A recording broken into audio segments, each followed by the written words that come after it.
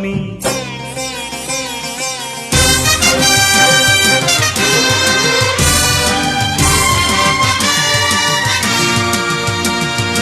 అదిగో ఛత్రపతి ధ్వజమెత్తిన ప్రజాపతి, మతోన్మాద శక్తులు చురకత్తులు ఝళిపిస్తే మానవతుల మాంగల్యం మంట గలుపుతుంటే, ఆ క్షుద్ర రాజకీయానికి రుద్రనేత్రుడై లేచి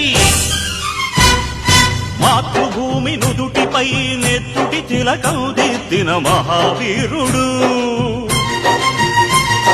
సార్వభౌముడు.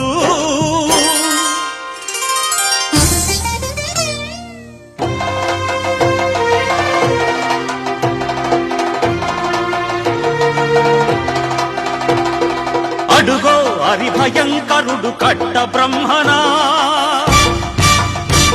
అది వీర పాండ్య వంశాంకుర సింహ గర్జన.